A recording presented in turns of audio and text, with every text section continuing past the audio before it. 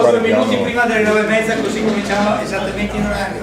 Se cominciamo a sederci tutti quanti, e io oggi devo fare i carabinieri perché avete visto la quantità di persone che sono state invitate a parlare, e per poter parlare anche gli altri bisogna che tutti stiano nei 15 minuti. L'unica eccezione è Massimo Piras, 30 minuti perché viene da Roma e l'abbiamo chiamato apposta. Insomma, gli altri siamo tutti veneti e abbiamo tutti la possibilità di rivederci ancora, lui sarà un po' più difficile. Quindi questo incontro nasce da una decisione di un mese fa, è stata una cosa molto veloce, una riunione del Forum Rifiuti che si trova in questa sede tutti i terzi venerdì di ogni mese, Forum Rifiuti Zero. Abbiamo detto riprendiamo i rapporti con tutte le associazioni, non solo con quelli che si interessano ai rifiuti, e rilanciamo il cosiddetto coordinamento 30 novembre. Stiamo parlando di 5 anni fa, vi ricordate la manifestazione a Venezia, poi l'anno dopo, praticamente il 30 novembre, il 29, ci siamo rivisti qui a Padova per la magnifica assemblea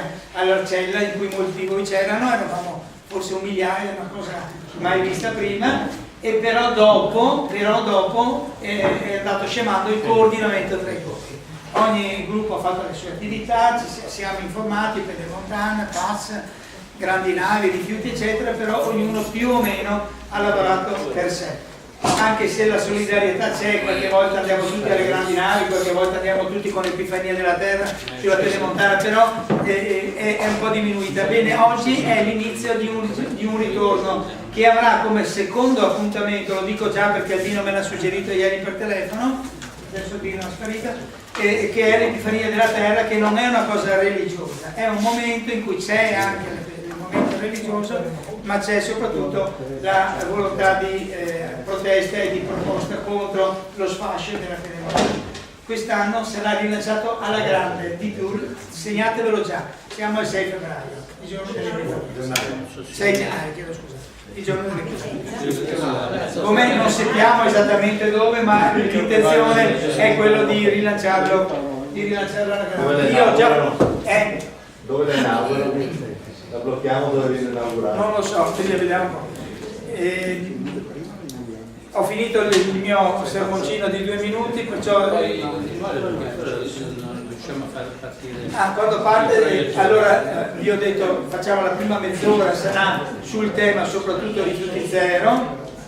Io non lo tratterò, insomma io faccio solo questa cosa qui di dare i tempi e basta, ne tratta Massimo Piras, e poi via via gli altri così come sono scritti esattamente qui, cioè Deborah Stoppa e poi Pier Antonio Vicenza, non lo posso scusare, è stato Luca Fattabrini che ho visto, sono visti Salvatore che ho visto, Albino farà l'ultimo intervento, ha chiesto lui insomma, di fare questo perché poi c'è Osvaldo Piccolotto, non lo vedo, ma ci sarà Massimo Follesa che non c'è ma dovrebbe essere sostituito da qualcuno. C'è qualcuno che del Covepa c'è? Che parla per il Covepa? No, se non c'è pazienza. Poi c'è la Donata Piero che è qui per i NOPFAS, errore, ho scritto mamme NOPFAS, ma è solo per i NOPFAS tutti, non solo mamme, perché è un'altra associazione, e in questo ritmo potremo dare un'ora di interventi poi liberi, ognuno 5 minuti senza fare il quarto d'ora, ognuno è tassativo, lo chiedo scusa a tutti ma veramente sarà tassativo.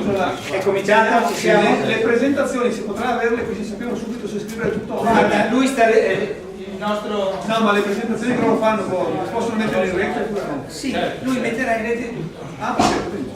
Lui lo mette nel sito, ti dà il link, lo mette anche su YouTube, quindi le cose saranno nel giro di una settimana. Di solito Spartaco riesce a fare queste cose compatibilmente, insomma, con i suoi tempi minimi proprio. Ci siamo. Massimo Piras che viene da Roma a nome del movimento Legge Rifiuti Zero per l'economia circolare. Esattamente.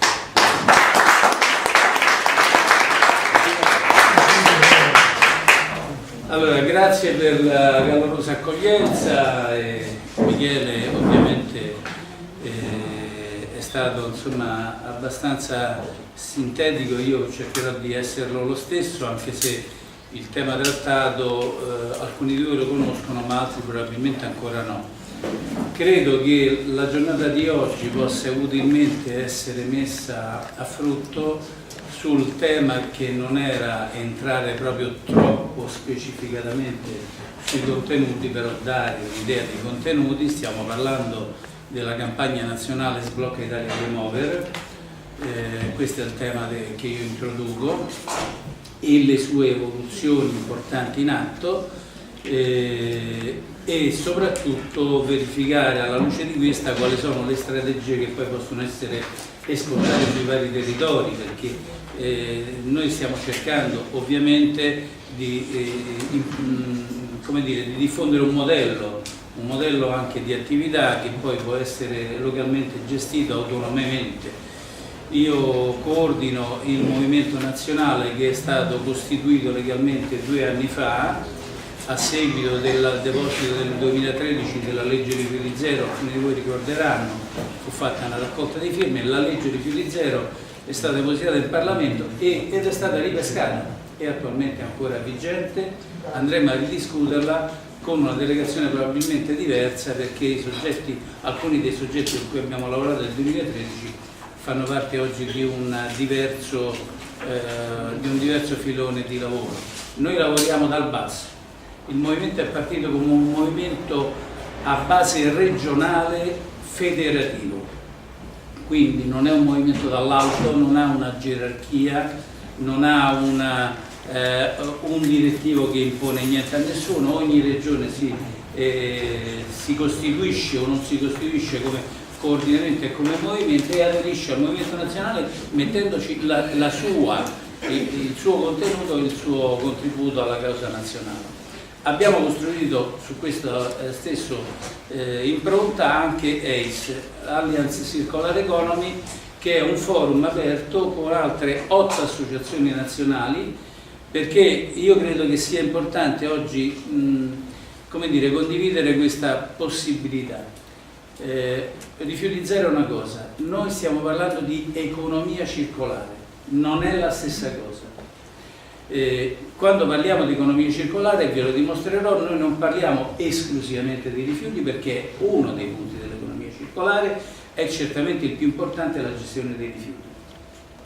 Ma la gestione dei rifiuti non può convivere senza confrontarsi con la gestione dell'energia, della produzione di energia, con la gestione del cibo e con la questione attinente all'inquinamento dell'aria dovuto anche alla mobilità. Quindi è la sinergia tra questi 4 elementi che in qualche modo può creare un cambiamento dal punto di vista di quello che sarebbe atteso dalle direttive del pacchetto di economia circolare, che hanno obiettivi molto ambiziosi. Voi sapete, stiamo parlando che tra 17 anni dovremmo arrivare a discarica 10%, oggi stiamo in discarica per il 56%, quindi non è esattamente una cosetta scontata.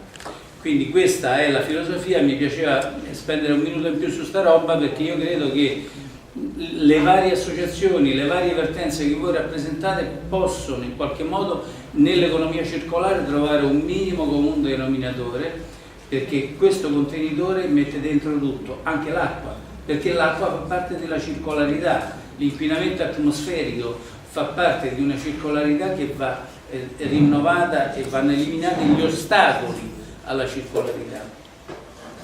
La campagna Sblocca Italia Game Over esattamente è partita da questa filosofia.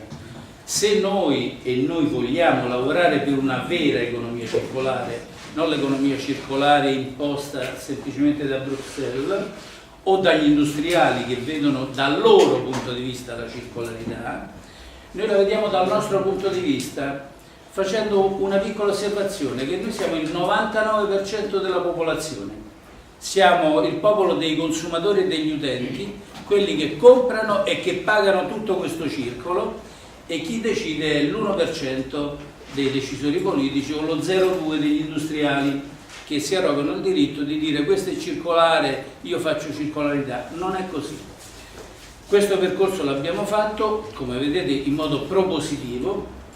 Abbiamo depositato la proposta in Parlamento con 90.000 firme, tuttora questa proposta è valida, la dovremo rivedere perché c'erano dei punti che sono stati superati, ma abbiamo detto che l'articolo 35 dello Sblocca Italia è l'elemento ostativo più grande a qualsiasi tipo di circolarità in Italia, perché finché permane un elemento che impone un piano nazionale di incenerimento come piano strategico preminente per legge rispetto alle altre attività che sono la riduzione, il riutilizzo e il recupero, ecco, se questo è preminente a tutto, evidentemente stiamo parlando di una cosa che è completamente fuori da qualsiasi logica anche europea. Su questo infatti abbiamo ottenuto dal TAR Lazio. Il TAR Lazio è quello che giudica le questioni di livello nazionale, quindi di costituzionalità anche. Abbiamo ottenuto una ordinanza importantissima perché noi abbiamo chiesto il rinvio alla Corte di Giustizia Europea, perché lo sblocca Italia secondo noi è totalmente incoerente con le direttive europee, sia quelle vecchie ma soprattutto anche quelle nuove, ma già quelle vecchie era totalmente incoerente. Il TAR Lazio però non poteva decidere nel merito tra una legge italiana e una direttiva europea perché non ha una competenza specifica. Potevamo andare in Corte Costituzionale, abbiamo deciso invece di chiedere alla Corte di Giustizia Europea come elemento terzo, perché la Corte Costituzionale, voi ricorderete, 2 anni fa bocciò il ricorso della Lombardia sullo stesso tema, quindi non ci abbiamo l'anello al naso e abbiamo detto facciamo una scelta diversa e il TAR Lazio ci ha dato ragione e ha rinviato con 3 quesiti molto specifici a Lussemburgo. Quindi da questo il 16 giugno abbiamo fatto un'assemblea nazionale a Roma in cui c'erano 11 associazioni nazionali, 40 comitati e coordinamenti regionali, Paolo Maddalena che ci ha assistito fin dall'inizio, presidente emerito della Corte Costituzionale, il gruppo legale, e da qui è partita la campagna Sblocca Italia Rimuovere, partita sulla base di alcuni principi base. Vi leggo molto rapidamente. Per arrivare all'economia circolare bisogna, a nostro avviso, contrastare l'incenerimento e il recupero di energia attraverso qualsiasi forma diretta o indiretta, quindi inceneritori, cementifici, centrali termoelettriche, biogas. Questo significa ridare la prevalenza al recupero di materia. Questa cosa, come vedremo tra poco, è stata adesso messa nero su bianco finalmente dalla Comunità Europea. Secondo, costruire un modello di vera economia circolare, vera perché chi parla di economia circolare oggi sono gli industriali che hanno ottimizzato il riciclaggio finale. L'economia circolare vera non è il riciclaggio è la coda del processo. La vera economia parte dalla riprogettazione di materiali che abbiano delle 3 caratteristiche: smontabilità, riparabilità, totale riciclabilità alla fine dei componenti. Se non ci sono questi 3 componenti non è circolare il processo. Terza questione, modificare le politiche di incentivazione al recupero di energia. Oggi abbiamo una scandalosa gestione di fondi pubblici a favore del recupero di energia, incenerimento, biomasse, biogas, che sono state non solo finanziate ma anche rifinanziate con nuove leggi. Invece dobbiamo dare, secondo noi, l'incentivazione al recupero di materia che non ha incentivazioni. Avviare la decarbonizzazione della produzione di energia, perché finché continueremo a produrre energia col carbone o con le fonti fossili e non utilizziamo e acceleriamo il processo di conversione sulle fonti di energia veramente rinnovabili, tutto questo non sarà circolare. Quinto punto, che esula un po' da quello che uno normalmente prevede, noi stiamo puntando a costruire un modello di partecipazione popolare decisionale, che significa non ci interessa più il modello delle consulte, il modello dell'andare a chiedere l'appuntamento ai politici, ci interessa costruire degli organismi istituiti per legge in cui i cittadini in pari quota si confrontano con gli amministratori avendo poteri di indirizzo, quindi non semplicemente poteri consultivi. Se i poteri sono solo consultivi rifiutiamo di consultarci, perché tanto poi fanno come vogliono e quindi non ci serve essere semplicemente ascoltati. Questa è una slide per dire, qui vedete quello che ha scritto il TAR Lazio nel deposito della sentenza, rileva che la normativa italiana evidenziata possa porsi in contrasto con quella euro unitaria. Ritiene in particolare che l'incremento della portata della termovalorizzazione e incenerimento e la definizione di come infrastrutture e insediamenti strategici possa porsi in violazione dei ricordati articoli 4, 13 e 16 della direttiva 2008-98. C'è poi tutta la questione norme della VAS, non è stata fatta la VAS e contrariamente a una direttiva esplicita, quindi ci sono 3 violazioni. Questo per dirvi che non è una nostra impressione, il TAR l'ha già messo nero sul bianco quello che pensa, ma non aveva il potere e la competenza decisionale. Veniamo all'attualità.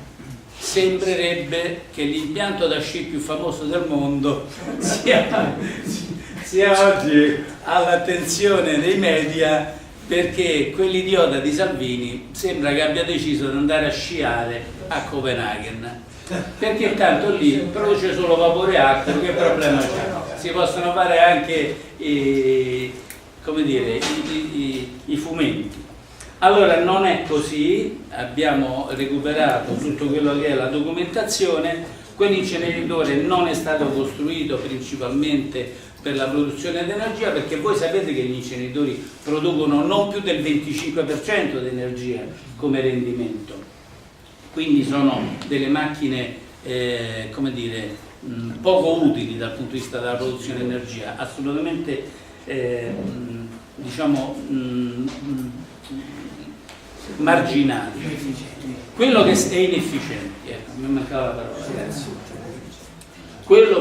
Lo scopo per cui è stato costruito quell'inceneritore è la produzione di calore, e nella relazione lo scrivono, la produzione di calore attesa è del 79%. Questo è il punto vero per cui si costruisce lì, e il punto vero per cui ad Acera non dovrebbe essere costruito, perché Acera di calore non ce ne serve. Quindi è una condizione climatica molto particolare, in cui quell'impianto poteva non essere un inceneritore, potrebbe essere un impianto a biomasse, potrebbe essere qualsiasi altra cosa. E per sfatare il fatto che non produce vapore acqueo, questo è quello che dichiarano loro, cioè quello che emettono in atmosfera sono metalli pesanti, sono acido cloridrico, manganese e diossine. Non è vero che non emettono diossine, questa è la valutazione che loro fanno, anche perché noi ovviamente sappiamo perfettamente che l'inceneritore è un distributore di rifiuti in aria sotto forma di molecole, perché entrano 1000 kg, escono 6000 metri cubi di fumo. Quindi quello che fa è semplicemente scomporre le molecole e metterle, disperderle in atmosfera. Molecole che però prima erano inerti, adesso sono diventate tossiche, perché la scomposizione dei polimeri della plastica provoca in fase di combustione l'emissione di diossine, PCB, furani e tutto quello che voi meglio sapete di me. E alcune di queste non si filtrano, dal 2,5 in poi non c'è nessun filtro che tenga. Il PM10 si filtra, tutto il resto non si filtra, quindi va in atmosfera e si accumula. Le diossine non sono metabolizzabili, questo i medici lo sanno meglio di noi. Il quadro dello sblocco Italia qual era? Partiamo da una situazione attuale di 6,2 milioni di tonnellate annue di incenerimento, con i 40 impianti esistenti, di cui il 70% sta al nord, tanto per essere chiari. Quindi l'idea di Renzi qual era? È perché solo al nord facciamo in modo che sta bella cosa ce l'abbiamo un po' tutti, quelli del sud eravamo invidiosi, che ce l'avete solo voi, e la prima cosa che ha fatto è la saturazione del carico termico, 1 milione di tonnellate in più, mandando gli impianti esistenti al nord al massimo carico termico, eliminazione dei bacini territoriali. Quindi oggi negli impianti esistenti i rifiuti possono venire da Pantelleria in su, da qualsiasi parte, non c'è più il bacino regionale per i rifiuti indifferenziati. Terza cosa, la previsione di nuovi impianti al centro-sud per 1,8 milioni di tonnellate, quindi il quadro finale sarebbe passare da 6,2 a 9 milioni di tonnellate, e questa bestialità è stata fatta nel 2014, mentre al tavolo in Europa il governo Renzi parlava di pacchetto d'economia circolare, sapendo che un inceneritore una volta costruito è un'ipoteca per 20 anni e che gli impegni per l'economia circolare sono stati presi entro il 2035, entro i prossimi 17 anni. Quindi hanno veramente barato, dicevano una cosa in Europa e facevano l'opposto in Italia. molto incidentalmente vi faccio notare che la legge italiana contiene dei trucchi e delle cose che sono veramente scandalose. Gli inceneritori producono il 25% di energia, ma per norma possono essere incentivati se hanno un rendimento del 65%. Come fanno ad arrivare dal 25 al 65 secondo voi? Nessuno dovrebbe prendere gli incentivi. Nell'allegato C della legge 152, il codice R1, il recupero d'energia, prevede che se tu produci il 25% lo puoi moltiplicare banalmente per il coefficiente 2,6 e facendo la moltiplicazione che esce 65%, tutto a posto. Il 25 diventa 65 perché è stato deciso che si fa la moltiplicazione con coefficiente. Il coefficiente è basato su che? Niente. Questa è legge vigente, per questo prendono i contributi. Ve lo dico perché queste cose tanti non le sanno.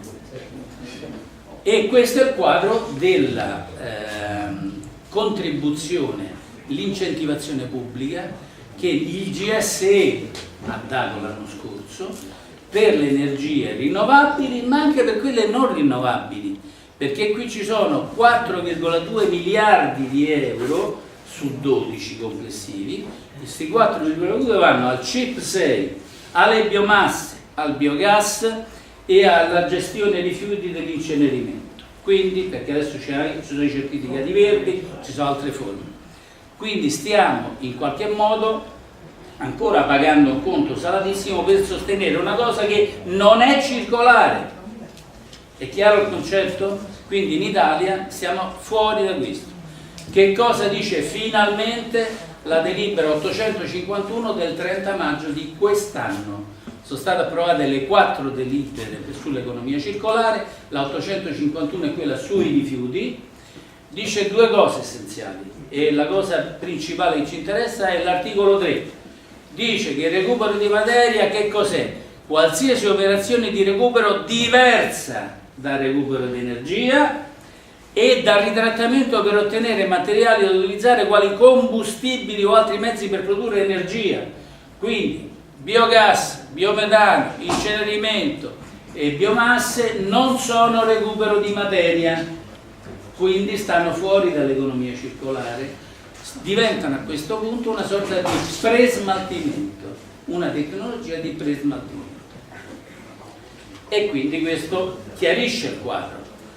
Seconda cosa importante, l'introduzione finalmente del concetto della responsabilità estesa del produttore, che fino a ieri era filosofia, nel senso che chi produce l'imballaggio è teoricamente responsabile della sua raccolta. Ecco, questo non avviene in Italia. Cioè avviene, ma avviene con dei trucchi come al solito.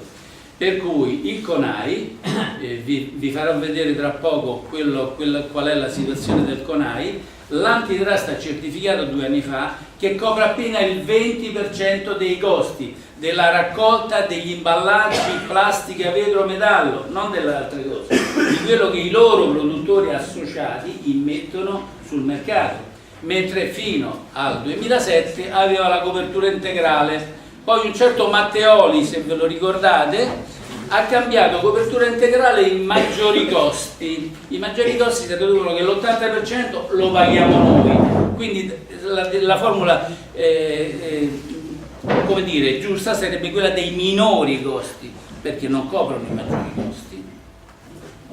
E quindi questo oggi ci certifica questa roba. Quindi l'economia circolare vera parte dalla riprogettazione, non lo diciamo noi, lo dice la stessa Ellen MacArthur Foundation, okay.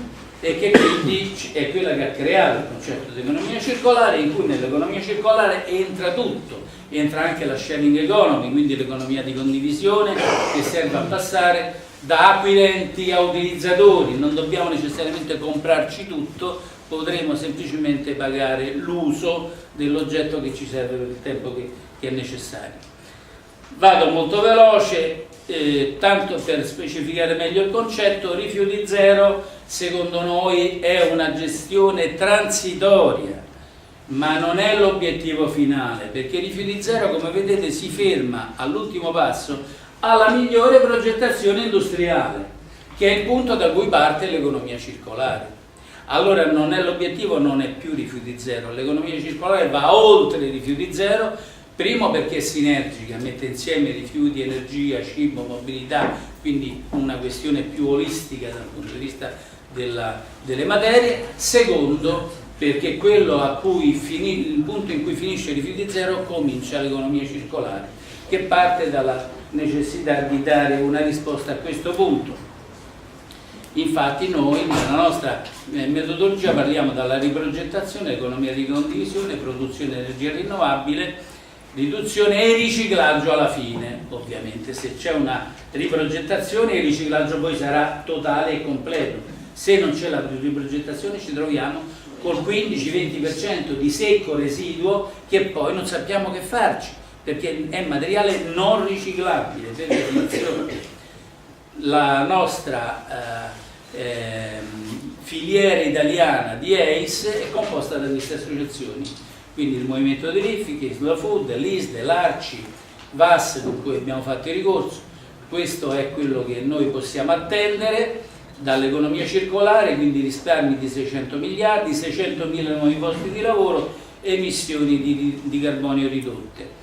Noi riteniamo che ovviamente questo percorso sia soprattutto una rivoluzione culturale, perché ripeto, il 99% di quelli che potrebbero orientare gli acquisti siamo noi, cittadini, ricercatori, aziende, sindacati, organizzazioni di consumatori, siamo noi che compriamo queste cose.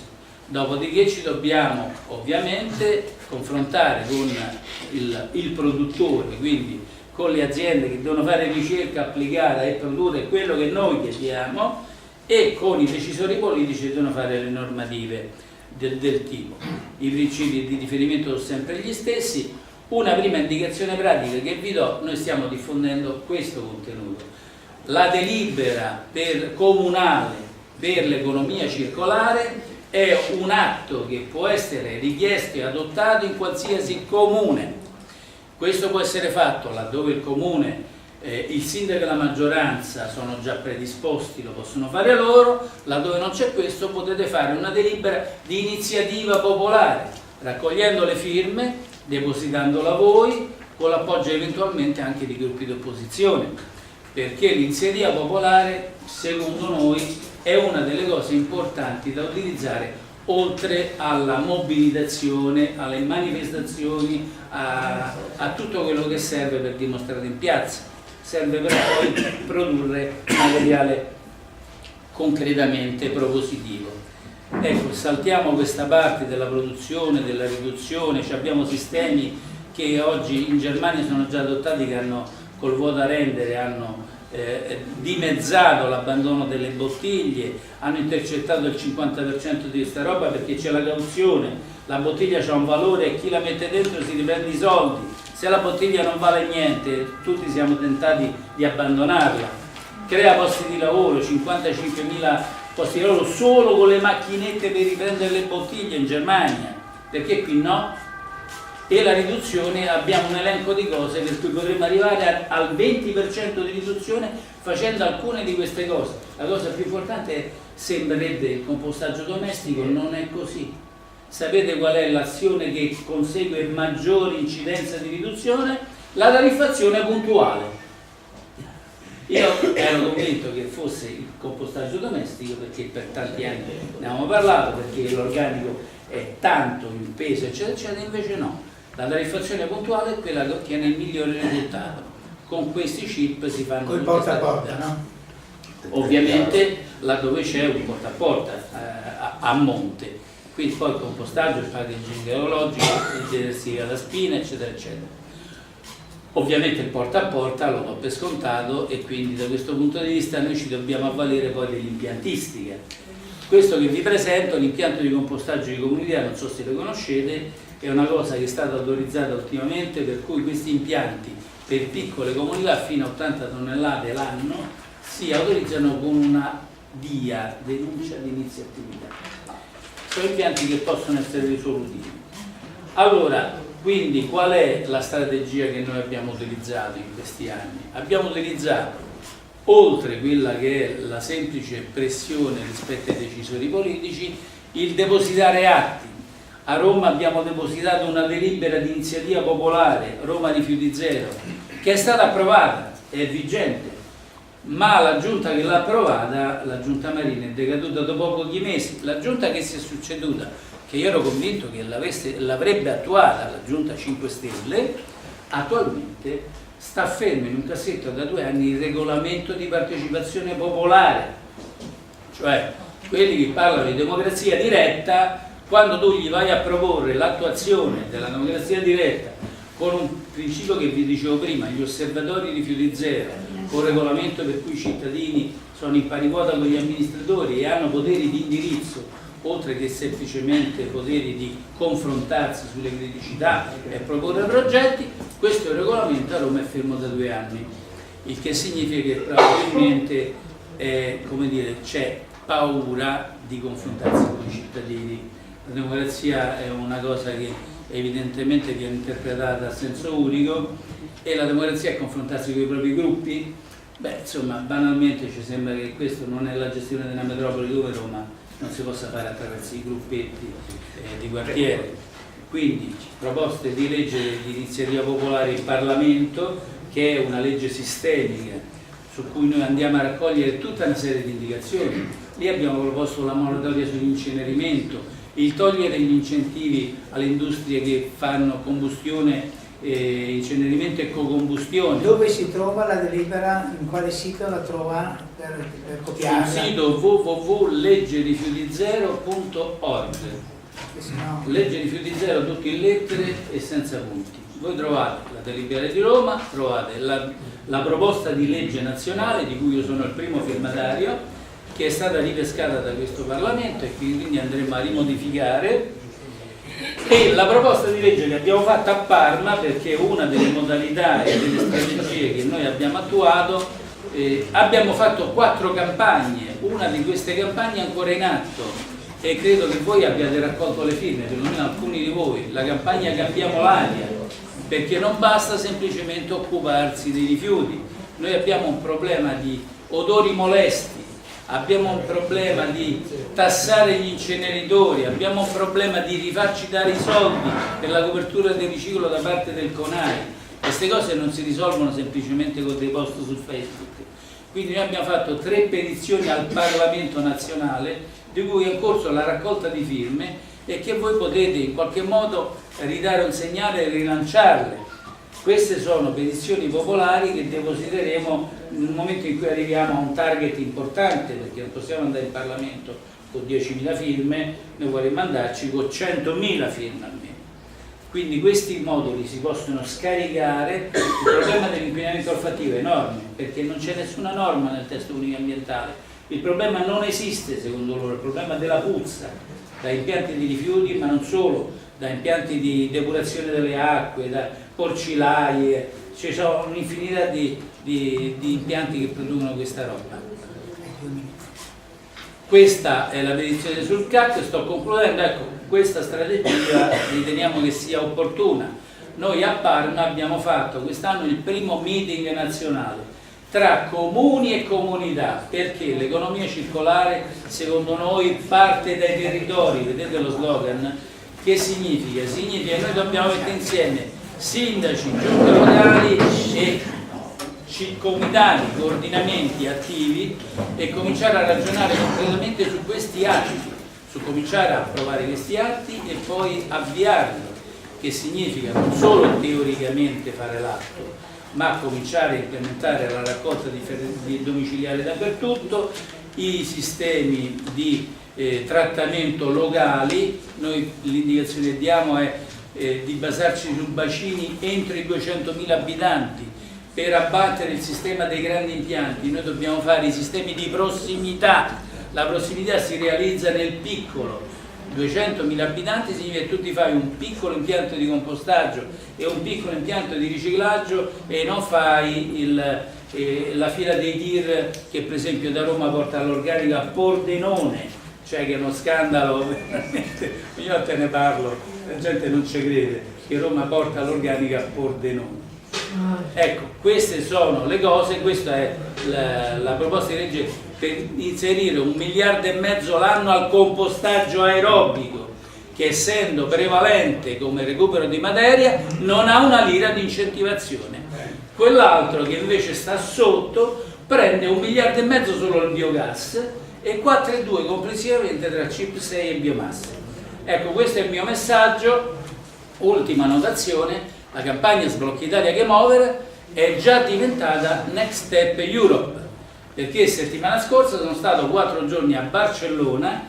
Gli amici della Catalogna hanno già aderito dal 16 giugno alla nostra campagna e ci siamo incontrati col Parlamento catalano, che dice che aderirà sicuramente a questa campagna, perché noi vogliamo in qualche modo andare a incontrare l'Europarlamento prima di andare a ricevere la sentenza a Lussemburgo, perché vogliamo capire dai gruppi parlamentari europei qual è la loro intenzione, avendo fatto le direttive, poi come vogliono darci una mano per eliminare questo ostacolo.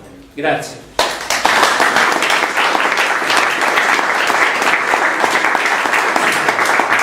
Quando manderemo in giro l'informazione di queste cose, diremo anche qual è il modo per sostenere finanziariamente questa campagna, perché andare alla Corte Europea di Giustizia ha un costo molto alto di trasferte, di avvocati eccetera, per cui vi indicheremo anche con l'IBAN per fare dei versamenti, e ve lo chiedo caldamente perché non lo facciamo mai questa cosa, lo stiamo facendo in questo caso perché c'è una motivazione molto forte, e quindi sappiate che quando vi manderemo questo messaggio l'invito è: facciamo subito qualcosa, mandiamo i 10, i 50, i 100 euro, quello che si può, a questo IBAN che vi indicheremo, ok? Allora, grazie Massimo. E Deborah Stoppa che... Ho 10 minuti. 15 minuti esatti da questo momento. Invito il moderatore a fermarmi perché No. chi mi conosce sa che sono lavoratica. Allora, io sono chiamata a illustrarvi dei casi affrontati e sotto il paradigma che è il tema del convegno, che è strategie e strumenti di intervento nella gestione dei conflitti. Tenterò di farlo restando nei limiti temporali e secondo questa declinazione. Preannuncio già che avrò delle domande anche provocatorie a Piras, perché la questione degli inceneritori, insomma, secondo me va anche oltre la questione della buona gestione dei rifiuti legati, diciamo, alla vita urbana, insomma, perché poi ci sono anche i rifiuti industriali e lì è un problema cercare di superare il livello degli inceneritori, e mi piacerebbe sapere cosa propone Piras. Allora, io partirei con un caso che ha avuto esito positivo, trattato nello studio in cui lavoravo, che si occupa di diritto ambientale, che però è esito positivo, ma che non deriva da una vittoria legale, ma da una serie di azioni messe in campo, anche legali, che hanno portato, come anche in altre occasioni, come per esempio anche nella questione della centrale, ipotesi di conversione a carbone nella centrale di Porto Tolle, di Pollenzi Camerini, hanno portato comunque ad un risvolto positivo, cioè a far sì che la lotta protratta nel tempo da parte dei comitati o associazioni locali e con l'aiuto anche di associazioni nazionali ha fatto sì che ad un certo punto della storia, quindi in un certo momento storico, l'attuazione del progetto o comunque quel tipo di impiantistica non fosse più utile economicamente, perché anche questo è un risultato cui può tendere una battaglia, insomma un movimento o un'associazione locale. Il caso è quello della centrale termoelettrica di Vado Ligure di Savona, Vado Quigliano, perché si trova tra due comuni. La battaglia portata avanti è stata portata avanti in particolare da un'associazione locale molto agguerrita e molto ben strutturata, come lo è poi il movimento che adesso sta portando la battaglia avanti nei confronti del Sblocca Italia, ed è Uniti per la Salute. Prendo loro come esempio, come migliore esempio di efficacia della lotta dei comitati. È un'associazione che quindi si è data una struttura permanente, che ha messo in campo una battaglia di anni, che quindi era ben radicata nel territorio ed aveva una continuità d'azione, perché sono due elementi fondamentali perché poi un movimento, un'associazione, un comitato possa anche poi rivolgersi alla giustizia per proporre ricorsi esposti, perché sappiamo che c'è un problema di legittimazione ad agire, cioè quando si va in giudizio e non si è un'associazione ambientalista nazionale, quelle iscritte secondo la legge che disciplina, bisogna dimostrare che sia radicato nel territorio, che sia una certa continuità nell'azione, che l'oggetto dello statuto non sia limitato a quella determinata battaglia, ma abbia uno spettro più ampio relativamente alle battaglie ambientali, e quindi questo comitato, quell'associazizione può rivolgersi al giudice. Questo hanno fatto gli amici degli Uniti per la Salute di Vado e Quigliano, che hanno da subito fatto quello che dovrebbe fare qualsiasi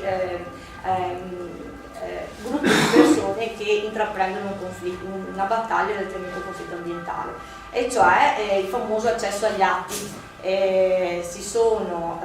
Dapprima loro, nel momento in cui loro agivano, utilizzavano la legge che conoscete tutti, la legge sul processo amministrativo, la 241/90.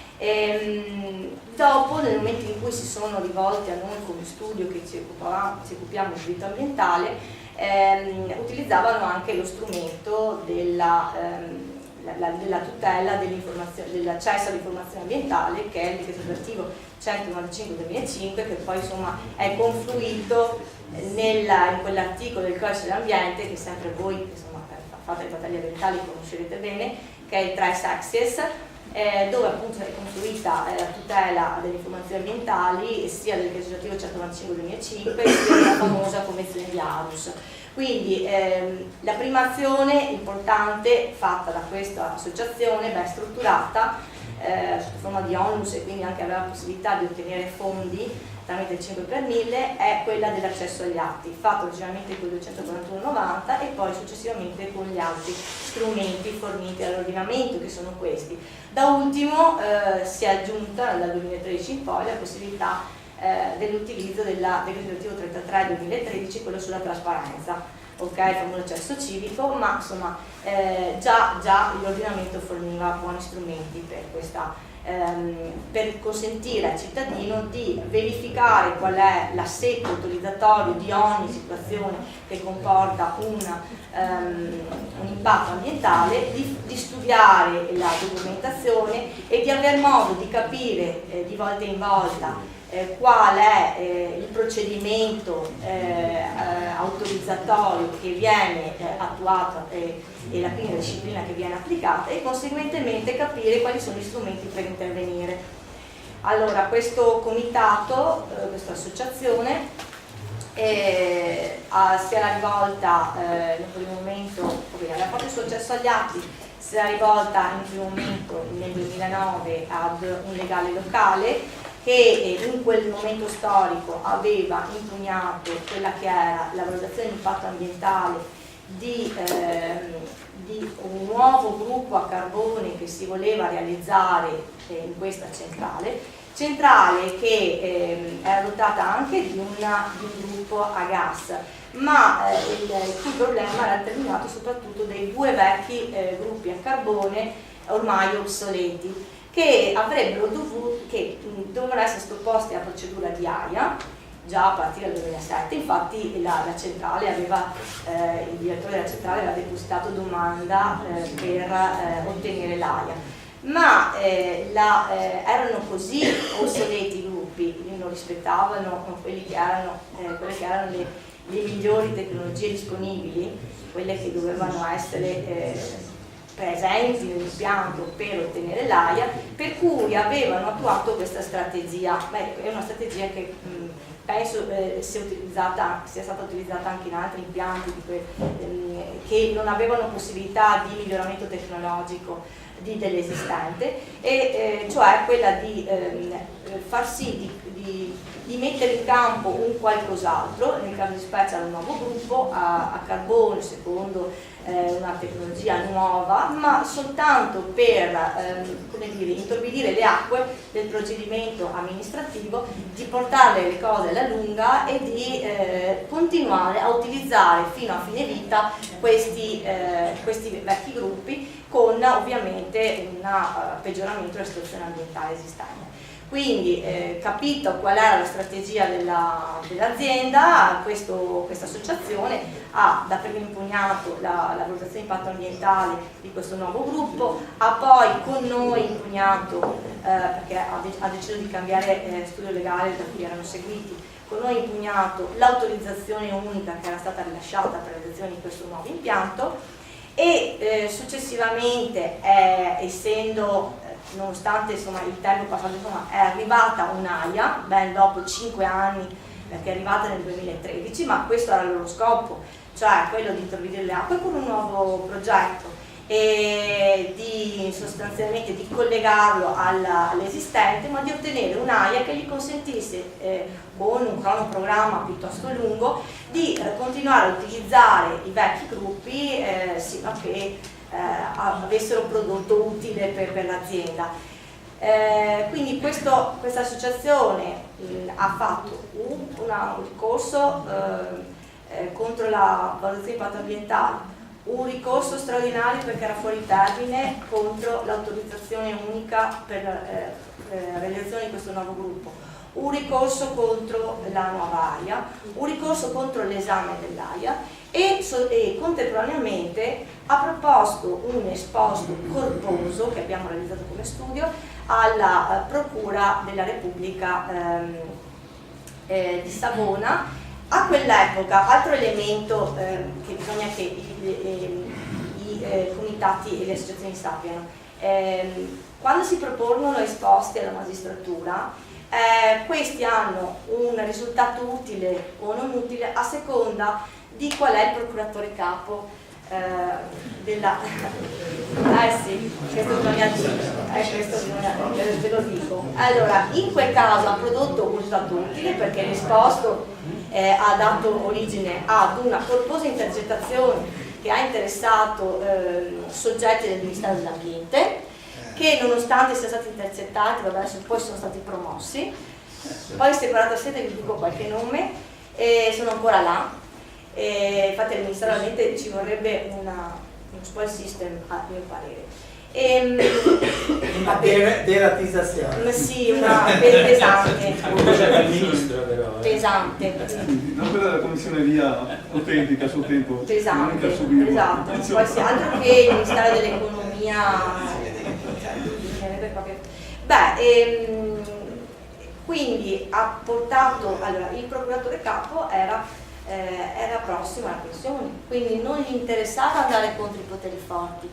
E considerate che l'azienda, perché prendo questo esempio di caso che forse mi occuperà quasi tutti i 15 minuti. Non te li ha già occupati. Parla Parla bene di questo. Ecco, perché io poi vi dico tutti gli elementi di questo, perché avevano un colosso contro, cioè questa associazione che ha lavorato anni e ha lavorato bene, avevano Tirreno Power che era in mano a Sorgenia. E Sorgenia che era in mano Benedetti. De Benedetti, e la regione Liguria che era in mano a Burlando, cioè era il classico Davide contro Golia, ok? Loro sono stati bravi perché hanno attuato tutte questi ricorsi con dispendio di energie fisiche e anche di economiche. Sono stati bravi perché l'hanno fatto non da soli ma facendo rete con altre associazioni del territorio, ma anche e soprattutto con le associazioni nazionali, quelle riconosciute, con Greenpeace, con il WWF. Sono stati bravi perché avevano all'epoca un Movimento 5 Stelle nascente, quindi smosso da tutte i buoni intenti dell'epoca, che con la loro regola per cui una parte dei loro introiti la destinavano al territorio e quindi ottenevano i finanziamenti. Parlavamo prima del finanziamento della campagna Sblocca Italia, loro ottenevano i finanziamenti interessando le associazioni nazionali, le altre associazioni del territorio e avendo questo appoggio in soggetti politici all'epoca erano locali, poi sappiamo che 5 Stelle è andato nel 2013 anche in Parlamento, quindi avevano finanziamenti anche da consiglieri regionali del 5 Stelle e anche parlamentari liguri del 5 Stelle. La loro battaglia è stata positiva, non perché hanno vinto, ecco, a questo volevo arrivare, non perché hanno vinto un ricorso piuttosto che un altro, perché poi i ricorsi sono rimasti lì, perché nel frattempo è andato avanti l'esposto penale, il sequestro dell'impianto, le cose sono complicate dal punto di vista finanziario da parte dell'azienda, insomma l'azienda aveva avuto pesanti finanziamenti, quindi aveva debiti che poi erano stati ristrutturati con note banche italiane, tra cui MPS, tanto per fare un nome, e quindi ad un certo punto, così la centrale a carbone di Vado Ligure, come è stato poi una cosa simile per la centrale, il progetto di conversione a carbone della centrale di Porto Tolle, grazie a questi bastoni tra le ruote messi a questa azione protratta nel tempo, perché l'importanza di una azione strategica dei comitati è quello di durare nel tempo, perché altrimenti se mollano subito gli altri non mollano mai, non si va da nessuna parte. È stata quella di arrivare che l'impianto così com'era non era più conveniente e quindi poi c'è stata la dismissione dei famosi 2 gruppi a carbone obsoleti. Questo per dire, non è sempre necessario vincere un ricorso, l'importante è mettere in campo tutte le strumentazioni e la cosa fondamentale è la tenacia della battaglia, che deve essere di energie e economica. Concludo dicendo che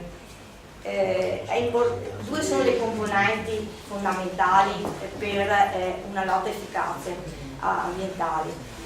Una buona strutturazione del soggetto che si pone a fare questa battaglia, quindi organizzarsi in un'associazione o un comitato con uno statuto possibilmente registrato, e l'accesso agli atti fondamentale, lo studio degli atti, se qualcuno ha al proprio interno delle competenze meglio, se no bisogna darli all'esterno, e quindi sempre ci deve essere un tecnico che vi segue a seconda della materia, e poi necessariamente la battaglia è molto probabile che sfocerà in una battaglia giudiziaria, e a quel punto è necessario l'apporto dell'avvocato, che deve essere affiancato da un tecnico. Altrimenti bisogna essere così bravi da fermare il tutto prima, e cioè nella fase della procedura amministrativa. E nella fase della procedura amministrativa fondamentale è sempre la presenza del tecnico. Quindi in qualche modo o le competenze sono all'interno del soggetto che fa la battaglia, oppure è necessario rivolgersi a un tecnico esterno. Grazie. Allora abbiamo capito che lei deve rappresentarne anche di queste cose, e io penso che ci daremo un altro appuntamento, perché ci sembra utilissimo questo tipo di confronto, però oggi dobbiamo chiudere qua, e chiamo qui, devi lasciargli il posto. Grazie. Ho sentito Massimo, che tra l'altro ci conosciamo già perché abbiamo partecipato a varie cose, alla prima riunione a Firenze del movimento Valdese. Grazie a tutti, io mi presento, sono Vincenzo Pietrantonio, faccio l'anestesista rianimatore, lavoro al 118 e nel tempo libero mi occupo di ambiente, tant'è che sono il presidente della sezione di Padova di ISDE. Non so se sapete cosa sia ISDE. ISDE è una associazione scientifica, è una ONLUS, nata nel 1989 da un gruppo di medici che si resero conto che l'ambiente è elemento fondante per una buona salute. Allora a quel punto là decisero cosa facciamo, cosa non facciamo. Forse probabilmente nella nostra missione di medici dovremmo mettere l'ambiente come primo punto e quindi fornire ai nostri pazienti, a me non piace chiamarli utenti, li chiamo pazienti perché la definizione di paziente è la persona che ha bisogno di me medico, l'utenza per me è un'altra cosa.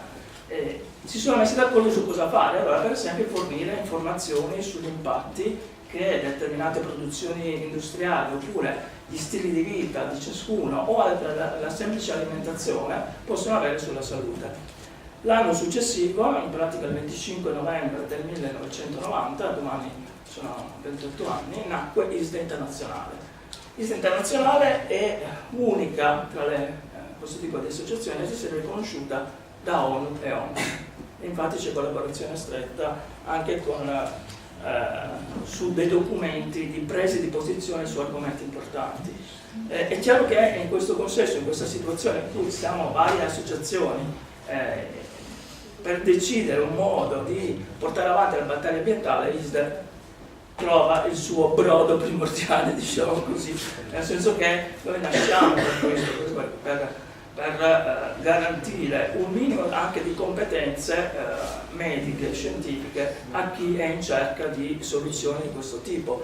A me piace ricordare Lorenzo Tomatis, non so se sapete chi sia. Lorenzo Tomatis è stato direttore della IARC per numerosi anni, poi se ne andò perché è un po' schifato come venivano condotti certi tipi di studi foraggiati da determinate lobby, per cui si aveva uno studio che veniva poi cambiato nei risultati. IARC, ricerca sul cancro a Lione. L'Agenzia Internazionale appunto di Ricerca sul Cancro, che è un'emanazione dell'OMS, e Tomasi diceva, che poi è diventato il motto di ISDE, tutti gli uomini sono responsabili dell'ambiente, i medici lo sono 2 volte. E c'è un problema però, perché tra noi medici la sensibilità nei confronti dell'ambiente non è che sia così importante e presente. Noi per esempio abbiamo in progetto la creazione della rete Medici Sentinella. Qui c'è il dottor Titta Fazio, poi c'è Maria Elena Martinez in fondo, che facciamo tutti parte insomma di ISDE, lui ISDE Vicenza, noi di ISDE Padova. E questa rete, che si chiama Rete Italiana Medici Sentinella per l'Ambiente, dovrebbe coinvolgere tutti i medici di base, ma io aggiungerei anche quelli di pronto soccorso, magari noi del 118, perché molto probabilmente possiamo dare degli spunti importanti. Vi faccio un esempio: è iniziato il brutto tempo, il numero di richieste al 118 sulle insufficienze respiratorie è aumentato, perché c'è un aumento dell'inquinamento atmosferico. E ogni volta, cioè io sto cercando di correlare, ho dei dati forniti da Legambiente, andare a correlare quante richieste abbiamo di soccorso per insufficienza respiratoria in base ai picchi delle PM. Tornando al fatto, vi diceva prima Massimo, che le PM, il particolato sotto il 2,5 non viene filtrato da niente, vi ricordo che non viene filtrato neanche dalla membrana alveolare. Noi arrivano nel nostro polmone e poi superano la membrana alveolare e passano nel sangue. E da lì raggiungono qualsiasi sito del nostro organismo, cioè il cervello compreso, tant'è che molte delle patologie degenerative, neurodegenerative, sono proprio dovute all'inquinamento. Altra cosa importante da dire è che noi abbiamo un codice deontologico come medici, e l'articolo 15 del codice deontologico dice: il medico, nel considerare l'ambiente di vita e di lavoro e i livelli di istruzione e di equità sociale quali determinanti fondamentali della salute individuale e collettiva, collabora all'attuazione di idonee politiche educative, di prevenzione e di contrasto alle diseguaglianze alla salute e promuove l'adozione di stili di vita salubri, informando sui principali fattori di rischio. Questa è la prima parte. Nella seconda parte dice: il medico, sulla base delle conoscenze disponibili, si adopera per una pertinente comunicazione sull'esposizione e sulla vulnerabilità a fattori di rischio ambientale e favorisce un utilizzo appropriato delle risorse naturali per un ecosistema equilibrato e vivibile anche dalle future generazioni. A questo punto mi piace ricordare un vecchio detto Masai. I Masai dicono: la terra non è un'eredità dei nostri padri, ma un prestito dei nostri figli. E come glielo restituiamo questo prestito? In teoria, quando uno chiede un prestito, poi quando restituisce con un po' di interessi. e noi gli interessi invece li facciamo pagare loro. Guardate che ci sono dei dati veramente importanti sull'estinzione della specie umana. Il testicolo pesa sempre di meno, il pene è diminuito di dimensioni, la sterilità di coppia è alla stella. Quando succedono queste variazioni nella riproduzione animale, vuol dire che quella specie è verso l'estinzione. Cosa facciamo come ISDE? Una serie di cose importanti. Abbiamo il position paper, l'ultimo pubblicato quello sui cambiamenti climatici, 57 pagine di position paper. Abbiamo fatto un comunicato stampa sull'articolo. Dove si trovano i position paper? Allora, ISDE ha un sito nazionale, www.isde.it. C'è anche un ISDE padovano, www.isdepadova.it. Poi ci sono pagine Facebook, c'è anche quello di Vicenza, di Treviso. Esiste un ISDE regionale Veneto di recente costituzione, l'abbiamo fondato l'anno scorso, più o meno tra un po' facciamo un anno, dovrebbe essere il 10-11 di dicembre, adesso non ricordo esattamente la data. Anche là ci stiamo organizzando con un sito dove metteremo una serie di cose. Cosa fa ISDE? ISDE nasce per sensibilizzare il cittadino alle problematiche ambientali, ricordando anche il principio di precauzione. Il principio di precauzione è semplice, dice che se una data lavorazione, se una data sostanza è sospettata, è semplicemente sospettata di produrre alterazioni nella salute, e anche in assenza di certezze vere scientifiche, quella sostanza, quella produzione andrebbe non fatta, andrebbe sospesa, fino a che non si stabilisce che è innocua. Invece facciamo il contrario, produciamo tutto e quando diciamo di smetterla? Quando ormai i danni sono evidenti. Aggiungo che nell'inquinamento, l'inquinamento si parla perché io, per esempio, gli inceneritori li considero dispensatori di cancro. È impossibile non produrre diossina quando si bruciano determinate sostanze, basta che ci siano delle molecole di cloro nella sostanza e si produce diossina. È impossibile, la diossina è altamente letale, è letale. È a bassi dosaggi è letale. E sensibilizzare appunto la popolazione perché? Perché poi attraverso questa sensibilizzazione si portano avanti dei problemi e si decide, si impone al decisore politico di prendere delle decisioni importanti. È un principio di advocacy, non siamo contro i politici, contro gli amministratori, anzi ben venga se ci chiedono una mano, se ci dicono guardate che c'è questa produzione, abbiamo questo problema, cosa ci dite? Cosa possiamo fare per diminuire l'impatto? Purtroppo non siamo molto ascoltati.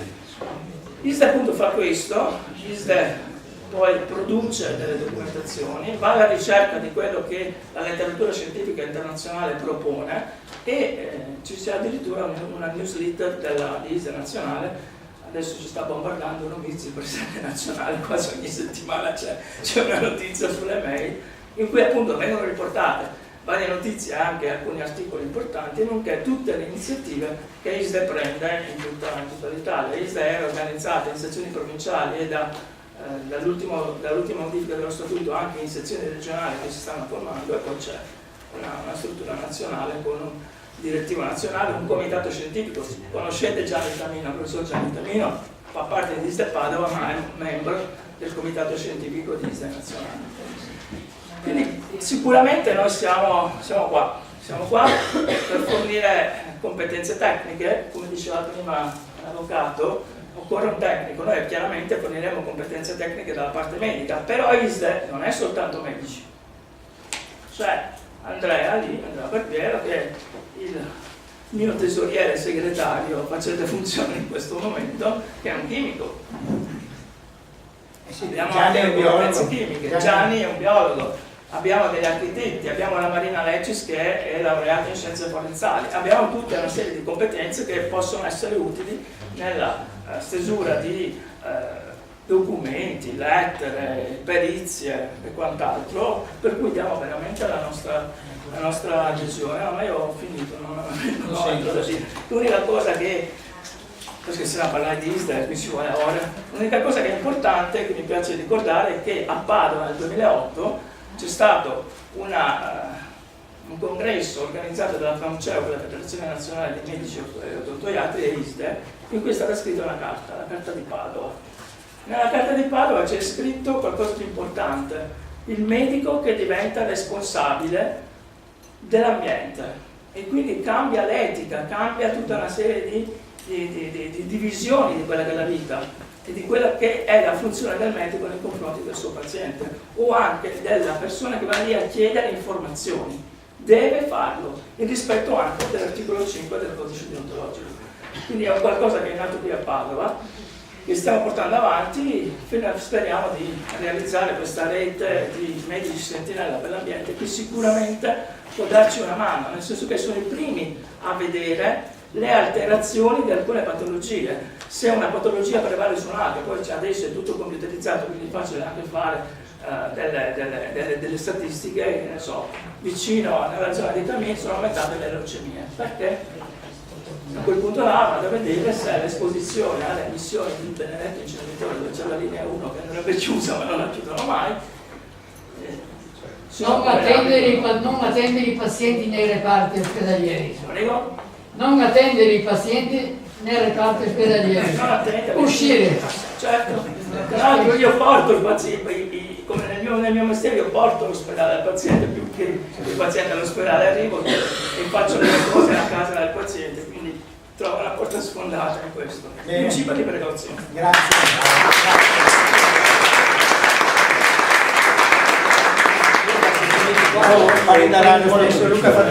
Salve a tutti, grazie per la vostra presenza, perché è importante che siamo insieme, cioè parliamo di strategia, ok, buona parte della strategia è essere insieme, essere presenti qui oggi e condividere quantomeno le idee e parlarne anche insieme. Cercherò di... Sono bassi, a volte mi dicono che sono bassi. Mi sono messo anche sulla sedia. Allora, il forum dell'aria che cos'è? È una rete permanente, è una rete, quindi è plurale, è fatta di tante associazioni, tanti comitati, qualcuno è anche qui presente oggi e quindi è importante che sia condivisa da tutti. È in costruzione, per cui vi invito ad aderire, vi invito a controllare la nostra pagina Facebook Forum dell'Aria, dove chiama proprio così, Forum dell'Aria, dove abbiamo continui aggiornamenti. Abbiamo fatto nel 2016 3 manifestazioni in contemporanea, abbiamo accerchiato il territorio, e quindi eravamo tra Mira e Dolo, eravamo tra Spirea e Mirano, eravamo a Marghera, sui luoghi tipici e caratteristici e molto martoriati dal punto di vista dell'inquinamento atmosferico, perché ci interessiamo soprattutto di queste. E il monitoraggio per noi è una strategia, il monitoraggio è importantissimo, vediamo che ha un successo perché mi dice che cosa respiro 1000 volte al minuto, 30.000 volte al giorno, quindi è importante sapere che cosa io prendo dall'atmosfera. Soprattutto ci siamo appoggiati ad un'esperienza già ben collaudata nell'area fiorentina, che è partita dal basso, quindi dai comitati. Sono stati i comitati stessi che si sono rivolti ai tecnici, agli esperti, a coloro che si interessano di epidemiologia, a coloro che si interessano di tecnologia, a coloro che sanno condividere i dati, perché questa è una cosa importantissima, non ci riteniamo noi, sono ben visibili, insomma. Ed è una forma indipendente, cioè non abbiamo contributi pubblici e riusciamo a sostenerci con quello che con la raccolta di crowdfunding riusciamo a fare, cioè una offerta in funzione di un servizio, cioè quello che viene dato è una centralina, quello che viene dato è un risultato visibile a tutti, in modo che tutti possano misurare. Soprattutto nasce da esperienze condivise, esperienze tecniche che sono molto qualificate, cioè ex dipendenti dell'ARPA, ex tecnici che mettono a disposizione il loro tempo e condividono il dato, cioè nel senso che sono, come si chiama adesso, citizen science, cioè tutti quei dati che sono visibili da tutti, in qualche maniera confrontabili e a cui ognuno può dare, perché c'è una risorsa molto globale, quasi mondiale. Ognuno può dire questa cosa funziona, questo dato di monitoraggio è fatto bene, è corretto e quindi va in qualche maniera ogni volta verificato. Questa rete è in evoluzione, nel senso che noi a questa prima base di centraline, che saranno circa 12 nel territorio veneziano, già in funzione ce ne sono 4, ma nelle prossime settimane saranno 12, stiamo implementando questa rete. Avremo una rete veneta, quindi con un nostro nodo, che in più entrerà anche a misurare le polveri ultrafini di cui abbiamo già sentito nominare, che sono molto pericolose perché entrano proprio nel nostro corpo e non hanno filtro, entrano direttamente. Insomma. E soprattutto metteremo in campo anche una campagna di monitoraggio degli NOx che sono direttamente attribuibili alle combustioni, quindi caldaie e diesel. I PM hanno diversa origine, sono di origine diretta o indiretta, quindi si creano anche per derivazione fotochimica, mentre gli NOx, gli NO2 sono sempre individuabili come origine. Ossidi di azoto. Bravissimo, il chimico mi aiuta, e l'amico anche. Allora, questo è un po' il nostro modo di muovere, come ci stiamo muovendo. Ma abbiamo un obiettivo e su questo abbiamo preso un po' spunto da quello che dice la Katrin Schulz, cioè dare coraggio, non fare paura, cioè non dare, come dire, messaggi di terrorismo ambientale, noi vogliamo dare coraggio. Abbiamo preso questo appello come fondamentale e quindi ci siamo detti perché non può nascere un nuovo soggetto ambientalista, un ambientalista smart, lo chiamiamo così, non quello con le faccine gialle, ma quello che è disponibile a misurare, disponibile a valutare, conoscere e agire. Quindi un nuovo modello di personaggio nell'ambiente. E questo è il nostro stile, il nostro modo di comportarci. Ed è un soggetto che farà delle scelte consapevoli. Sapete che ci sono le mamme dell'area londinese, ma ci sono anche tante mamme qui vicino al nostro territorio, che fanno delle scelte in funzione dell'inquinamento, cioè scelgono dove mandare il proprio bambino a secondo dell'area, dove mandare all'asilo il proprio bambino a seconda dell'area più o meno inquinata. Quindi ci saranno delle possibilità di valutare, di conoscere. Meno Sì, grazie. Sì, vabbè. Ci vogliono quelli che capiscono meglio dei Sì, più precisa, Carlo precisa. Sì. Dell'eco istituto, anch'io sono dell'eco istituto, va benissimo così. Vai. Per cui questa nuova figura di ambientalista smart sarà un ambientalista che fa del marketing sociale, cioè delle persone che possono diffondere dei messaggi a vantaggio della società, a vantaggio dei soggetti, a vantaggio dei gruppi. Quindi una forma nuova di comportamento, di agire, di presentarsi anche sul mercato, perché è un ambientalista che ha delle competenze, fa della comunicazione e può interferire anche con il pubblico e con il soggetto politico, insomma. Ecco, questa è brevemente la mia presentazione. Vi invito anche a prendere la cartolina che abbiamo già distribuito lì sul tavolo. Se sono stato breve, il mio tempo lo do a vantaggio del dibattito pubblico. E per ultima cosa, così ho questa frasetta che serve sempre alla fine dei discorsi, che dice di Thomas Kelvin, che dice: quando puoi misurare ciò di cui stai parlando, esprimere il numero, puoi affermare di saperne qualcosa. Questo è un po' il nostro obiettivo, questo è quello che offriamo anche alla discussione pubblica. Vi ringrazio. Invito Luca a dire una cosa in più, perché in questi giorni 2 di queste centraline sono oggetto di grande discussione vicino all'aeroporto di Tessera. Puoi dire questa esperienza perché è la concretezza della cosa che sta Sì, allora, l'area se ho ancora qualche minuto, l'area dell'aeroporto non è soggetta a misurazioni perché fa parte dell'Emission Trading System, cioè loro rispondono solo a un sistema internazionale di valutazione dell'emissione inquinante, però logicamente l'aria non sta solo lì sopra, si muove libera, per fortuna ancora. E quindi noi non abbiamo misurazione di riferimento.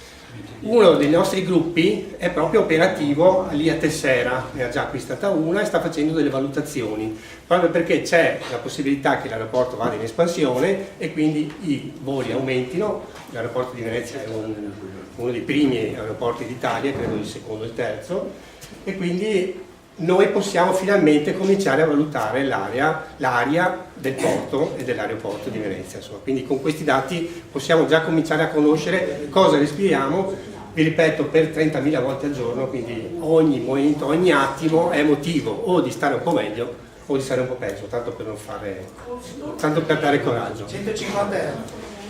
Allora, faccio un po' di marketing, ma non volevo farlo, ma questa è una cifra che va a sostenere intanto i comitati fiorentini, va ad essere parte di tutta la divulgazione che viene fatta attraverso il sito, quindi è una cifra, come dire, sociale, non è una cifra, non è un vero e proprio costo, è un contributo, ricordatelo, non è questo di cui parliamo, non parliamo di un acquisto.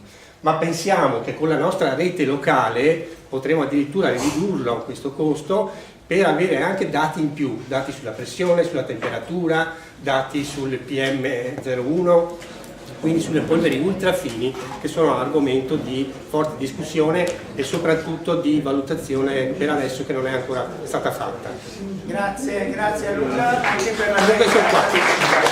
Gianluigi Salvador, che tutti voi conoscete già. Stiamo parlando dell'area del Prosecco e in particolare abbiamo chiesto a lui di spiegarci questa esperienza del referendum comunale. Certo, grazie. Ecco, grazie dell'invito, vedo che qua ci sono molti, come si può dire, lavoratori attivi, come ha detto prima Fatambini, quindi è molto efficace, diciamo, la presentazione di oggi, nel senso che penso possa dare valore aggiunto.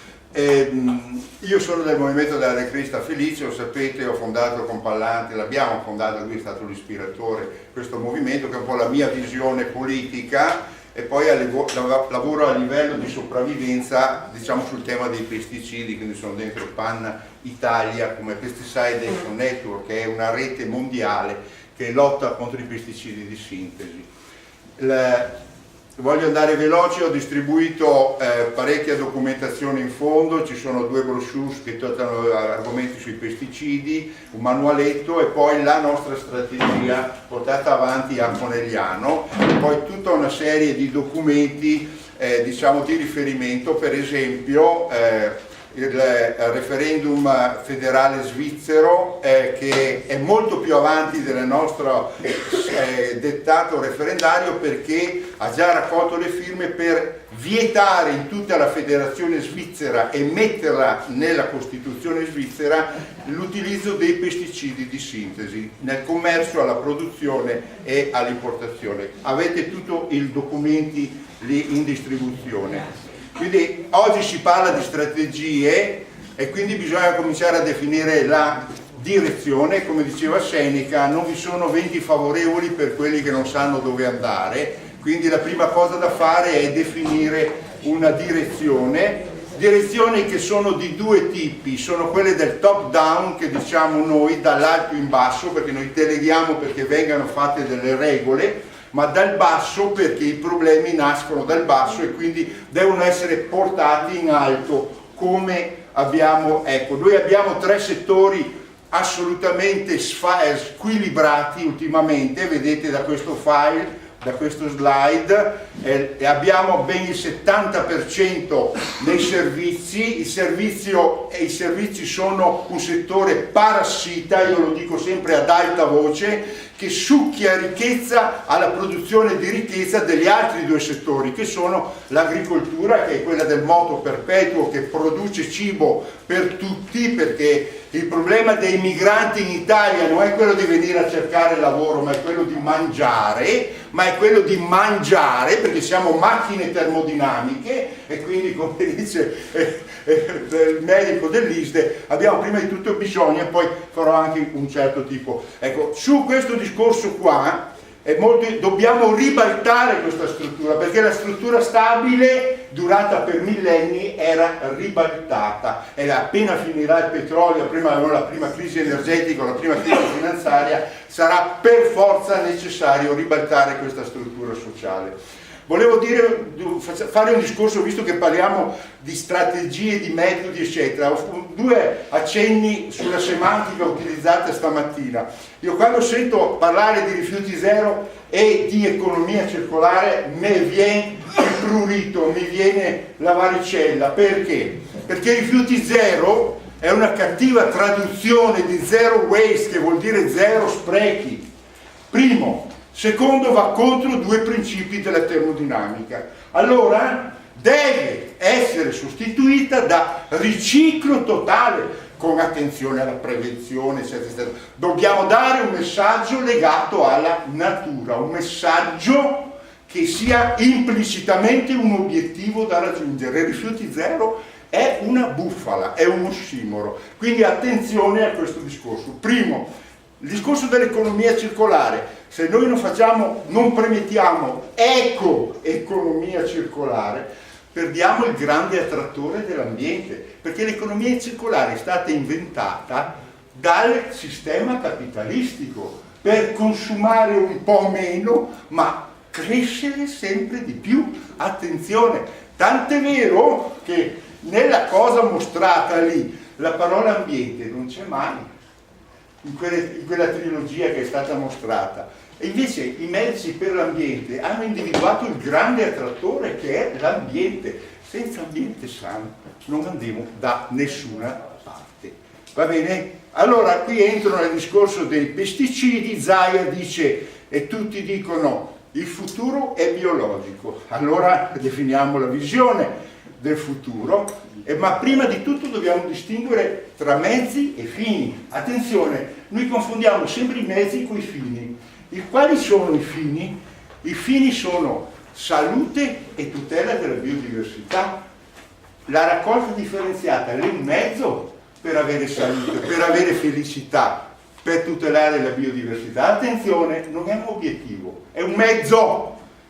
Perché io ho fatto metodologia, ero nei sistemi di qualità all'IBM, ho lavorato 30 anni all'IBM. Allora il problema è questo, capire dove si vuole andare. Io devo sempre premettere, e i 5 Stelle purtroppo hanno dimenticato la prima stella, che era l'ambiente. Devono riesumarla, perché sennò le stelle diventa 4 e si avvicinano alle altre proposte politiche. Quindi le 2 condizioni di sopravvivenza sono salute e biodiversità. Gli altri sono principi inventati, la democrazia, solidarietà, eccetera. Li abbiamo inventati per vivere in modo più armonico, ma sono queste le direttive. Ecco perché faccio un po'. E il Papa, guardate che nella Laudato Si le ha chiarite, salute e biodiversità, le ha messe ben in chiaro. I mezzi sono l'aria sana, l'acqua sana, il cibo e l'energia. Attenzione, sono mezzi questi, perché noi siamo macchine termodinamiche. Attenzione che nel primo articolo della Costituzione dovremmo sostituire la parola lavoro, che è un mezzo, con la parola felicità, che è un fine. Attenzione, perché è stato Togliatti che ha voluto mettere dentro, lo sapete, la parola lavoro. Si è battuto alla morte e ha messo dentro lavoro, ma doveva essere felicità, come nella Costituzione americana. I metodi sono le ricchezze più preziose, dice Nietzsche. Cos'è un metodo? È un insieme interrelato, sistematico e integrato di procedure, competenze tecniche per svolgere un compito. Noi abbiamo dei compiti molto importanti da svolgere, nel senso che dobbiamo pianificare le nostre attività, come ha fatto il discorso sulle centraline, come fanno i medici quando toccano alcuni argomenti. Bene, si parte da una terminologia che sia chiara. Ecco perché ho detto rifiuti zero di incasso, hai capito? Cioè ecco perché ho detto attenzione alle parole inventate dal capitalismo come eco-circolare, come economia circolare. Bisogna premettere eco-economia circolare. Allora si definiscono bene i termini per non essere equivoci, perché la gente ha bisogno di capire l'obiettivo quando gli si dà un titolo, fare una politica della qualità, fare pianificazione, esecuzione, misurazione. E come ha detto giustamente Fatambrini, se un sistema non è misurabile è fuori controllo per definizione, quindi ogni tanto si deve fare il riesame di quel sistema. L'area Prosecco è un'area inventata a tavolino col decreto ministeriale del 2009 per non perdere la parola Prosecco, perché il paese di Prosecco è il Friuli. Allora hanno deciso che 4 province della Friuli Venezia Giulia più 5 del Veneto, escluso Rovigo e Verona, dove potevano produrre Prosecco, va bene? E si sono messi d'accordo i 2 governatori e hanno messo in piedi la grande produzione monoculturale del Prosecco, 3.500 ettari al Friuli, 16.000 500 al Veneto, vedete. Poi dentro ci sono le enclave, 15 comuni della DOC-G, perché le colline si sono incazzate e hanno detto: come noi lavoriamo il doppio per produrre meno, e va bene, ti diamo la G, garantito degnente, perché ormai un vino prodotto in collina e un vino prodotto in pianura, siccome vengono elaborati dalle cantine, non hanno più differenza. Però nel decreto ministeriale in pianura, guardate l'imbroglio, in pianura 180 quintali per ettaro possono produrre, in collina 135, tant'è vero che adesso molta gente che lavora in collina vuole passare da DOC-G a DOC perché il prezzo è all'incirca uguale e quindi si guadagna di più. Quindi c'è tutto un meccanismo perverso. Perché lottiamo a morte contro i pesticidi di sintesi, che sono un po' come i FAS, però ce n'è centinaia di tipi, no? Sono interferenti endocrini in grande parte, cancerogeni, eccetera. Perché? Primo, sono sconosciuti all'evoluzione. Secondo, sono progettati a tavolino per uccidere la vita, funghi, insetti, batteri, eccetera. Terzo, e qui è il grosso problema, usano all'aperto una tecnologia assolutamente fuori controllo. Tant'è vero che dopo vedremo il regolamento come l'hanno prodotto, è poi impossibile regolamentare in modo, come si può dire, razionale un regolamento di polizia rurale che utilizza all'aperto la nebulizzazione dei pesticidi di sintesi per un fatto semplicissimo, perché all'aria e alla gravità non si comanda, tutto là. Infatti l'UNESCO, che dal 72 ha deciso che i pesticidi sono una minaccia, non ha ancora le procedure per regolamentare l'utilizzo dei pesticidi di sintesi nelle aree sia certificate e sia che dovrà certificare. Noi attraverso Pan Europe adesso andremo a fare dei convegni anche delle NGO che girano intorno all'UNESCO per dire: UNESCO, o tu fai queste procedure, ma è impossibile farle, è impossibile controllare l'utilizzo all'aperto dei pesticidi inquinanti perché, ripeto, all'aria e alla gravità non si comanda, va bene? Altrimenti non ci vieni a certificare la DOC-G Prosecco come in richiesta. 5 minuti mancano, grazie. Vado avanti veloce. Allora, un mezzo è rifacimento completo del regolamento di polizia rurale. Cosa vuol dire questo? Che tutti i regolamenti che girano regolamentano solo il processo di utilizzo dei pesticidi di sintesi. Cosa vogliamo fare noi? Noi vogliamo inserire in questo regolamento anche il processo di produzione del biologico secondo il regolamento europeo. Perché? Perché se Zaia, che noi siamo seguiamo i messaggi di Zaia, quando lui dice il futuro sarà biologico, se tu non inserisci nei regolamenti comunali il processo di produzione biologico non si potrà mai andare al biologico. Come fai ad andare a regolamentare due processi che fra di loro sono incompatibili? È molto difficile, sapete. Perché? Perché, guardate, lì c'è il contratto. Noi abbiamo al governo due forze fra di loro incompatibili. Hanno fatto un contratto. Noi vogliamo che dentro il regolamento di polizia rurale ci sia anche il processo di produzione biologico, però è incompatibile con quello di sintesi. Perché noi vogliamo andare al biologico, se non lo regoliamo non possiamo andare, non possiamo incentivare, spostare, capire i problemi di relazione fra i due processi. Bene, il nostro referendum è fatto per questo.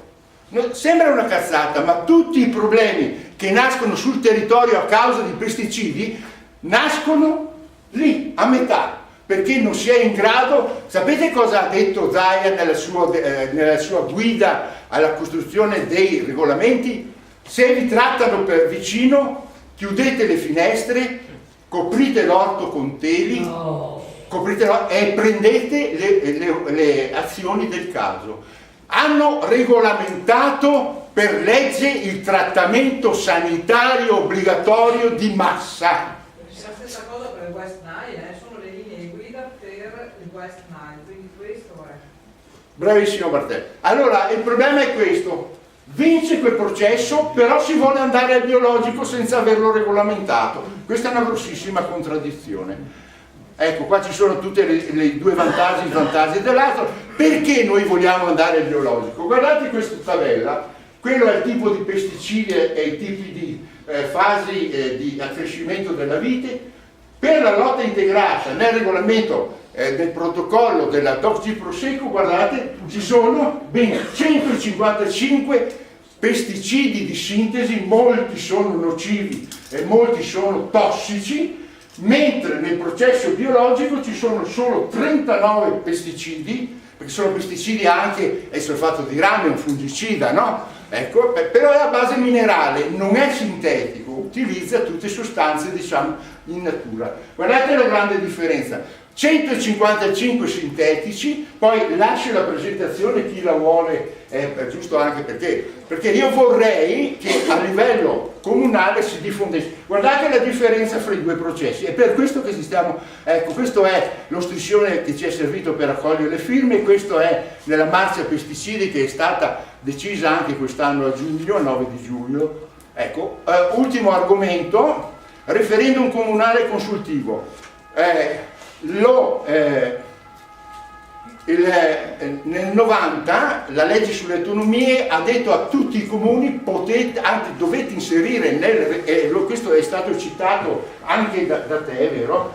Beh, Massimo, tutti i comuni possono fare referendum consultivi, non siamo come la Svizzera, però si stanno tentando adesso a livello governativo di fare anche referendum riducendo il quorum eccetera, però diciamo ogni comune lo può fare. Noi abbiamo deciso di farlo sul discorso dei pesticidi, ho consigliato a quelli di Quinto di Treviso sull'aeroporto di fare un referendum per esempio a Quinto sul tema dell'aeroporto, non ho ancora avuto risposta, non ho sentito niente, anche lì io sono sicuro che vincono, però devono alzare il culo dalla sedia e cominciare a organizzare il referendum. Come? Qui io ho fatto una procedura di azioni e di attività che si possono fare, definizione degli obiettivi, studiarsi lo statuto, eccetera, eccetera, eccetera, per arrivare poi alla conclusione. Perché una volta che si raccolgono le firme che hanno accettato il dettato referendario, il comune è obbligato per legge a fare il referendum in tutto il territorio, come fosse un'elezione,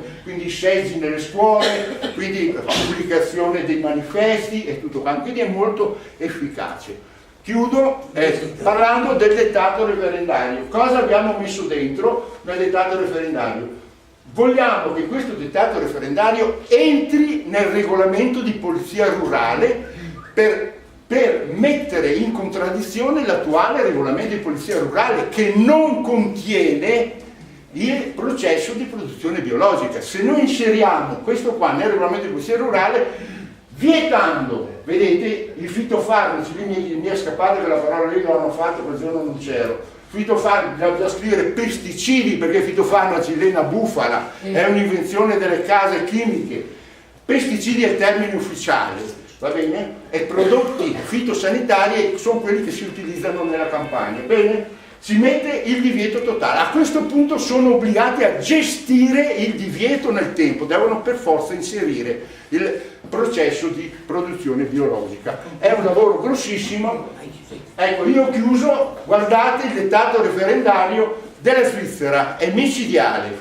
Utilizzazione dei pesticidi sintetici da produzione agricola, trasformazione e a cura del suolo, il paesaggio è vietata. Questo andrà, se vincono, hanno già raccolto le firme, il prossimo anno andrà nella Costituzione svizzera e penso vincerà perché ha già vinto il referendum sulla salute alimentare, eccetera, eccetera, eccetera. Vi ringrazio della mia lunghezza.